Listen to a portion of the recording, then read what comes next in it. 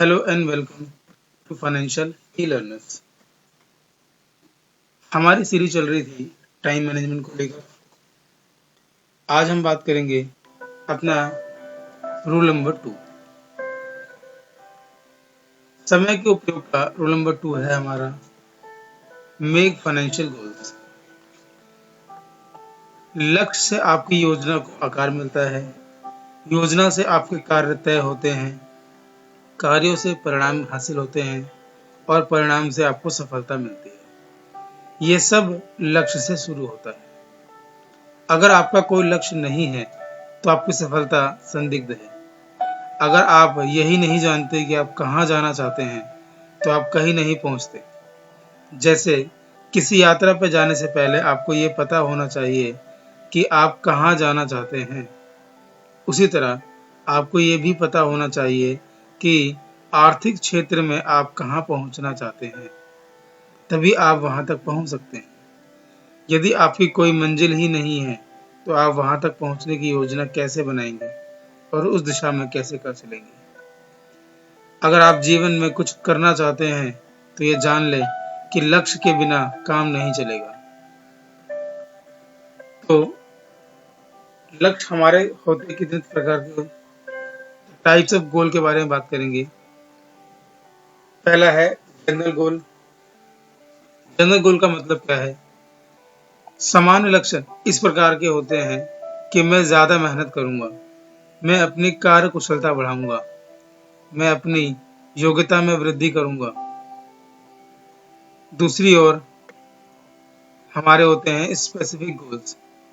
Specific goals का मतलब कि मैं हर दिन 8 घंटा काम करूंगा, या मैं हर महीने 20,000 रुपये कमाऊंगा, या मैं सॉफ्टवेयर डिजाइनिंग का कोर्स करूंगा। स्पष्ट लक्ष्य वे होते हैं जिन्हें नापा या जांचा जा सकता है।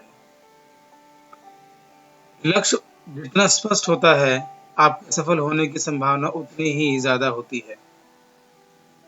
स्पष्ट आर्थिक लक्ष्य सफलता के लिए कितने महत्वपूर्ण होते हैं, इसका एक एग्जाम्पल देखें। एक सेल्समैन की पत्नी अस्पताल में लंबे समय तक भर्ती रही। हैरानी की बात यह थी कि उस साल सेल्समैन ने अपने सामान्य औसत से लगभग दुगना सामान बेचा। जब उससे किसी सफलता का कारण पूछा गया तो उसने कहा कि अस्पताल का बिल देखकर वह सटीकता से जानता था कि बिल चुकाने के लिए उसे कितना सामान बेचना पड़ेगा। इस उदाहरण से स्पष्ट होता है कि अगर कोई मनुष्य ठान ले तो वह अपने आर्थिक लक्ष्य हासिल कर सकता है, बशर्ते उसके सामने वाले लक्ष्य हो। इसीलिए स्पेसिफिक गोल्स का मतलब क्या है कि आपके गोल्स स्मार्ट होने चाहिए। स्मार्ट का मतलब एस यानी कि स्पेसिफिक, कि what do you want to do, आप क्या करना चाहते हैं पता होना चाहिए। सेकंड, एम यानी measurable, how will you know when you are reach it, यानी कि उसको हम नाप सकते हो कि हम कब तक उस तक पहुंच जाएंगे। थर्ड, ए यानी achievable, is it in your power to accomplish it, यानी कि क्या वो गोल अचीवेबल है। Fourth, realistic, can you realistically achieve it, यानी goal should be realistic. Last है टाइम, यानी कि वो गोल आपके टाइम बाउंड होने चाहिए कि आपको कितने समय के अंदर वो गोल को अचीव करना है।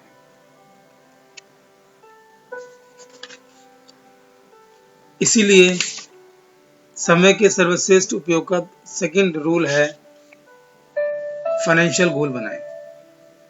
फाइनेंशियल गोल बनाना बहुत ही आसान है। आपको पहले तो यथार्थवत ढंग से ये पता होना चाहिए कि आप हर महीने कितनी धनराशि कमाना चाहते हैं, और फिर गणित की सहायता से ये पता लगाना है कि इस धनराशि को कैसे कमाया जाए।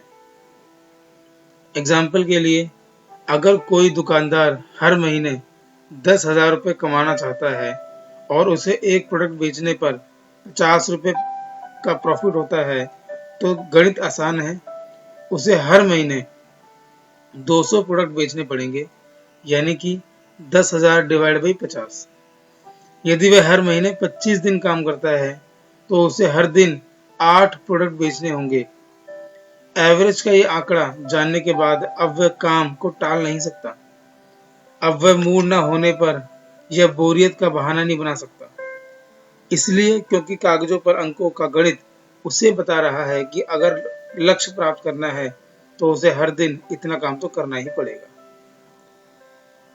स्पेसिफिक गोल होने पर आपको ये हर पल पता रहता है कि आपके पास प्रगति का कितना अभी समय बाकी है।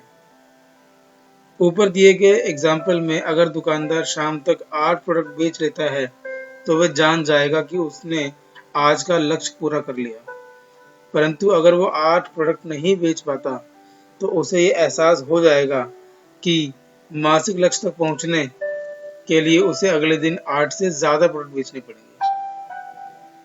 फाइनेंशियल गोल 2020 क्रिकेट मैच के लक्ष्य की तरह होता है।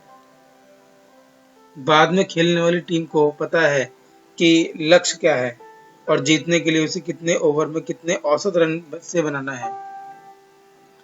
हर ओवर के बाद अपेक्षित औसत घटता बढ़ता रहता है और यही मासिक व वार्षिक लक्ष्यों के बारे में भी सही है। आर्थिक लक्ष्य बनाना और उसके संबंध में अपनी प्रगति की जांच करते रहना बेहद जरूरी है, क्योंकि हम अक्सर इस बारे में मुगालते रहते हैं। हमें लगता है कि हम बहुत मेहनत कर रहे हैं, हमें लगता है कि हम जितना कर रहे हैं उससे ज्यादा नहीं कर सकते। लेकिन याद रखें, मेहनत का मतलब हमेशा सफलता नहीं होता। सफलता पाने के लिए हम जरूरी है कि मेहनत सही दिशा में की जाए। आर्थिक विश्लेषण से हमें यह पता चल जाता है कि सही दिशा में मेहनत कर रहे हैं कि नहीं कर रहे हैं। देखिए, महत्वपूर्ण बात यह नहीं है कि आपका इनपुट क्या है, महत्वपूर्ण बात तो यह है कि आपका आउटपुट क्या है। यानी महत्वपूर्ण बात यह नहीं है कि आप कितनी मेहनत कर रहे हैं, बल्कि यह है कि आप कितने सफल हो रहे हैं। तो आज के लिए इतना ही। Thank you very much.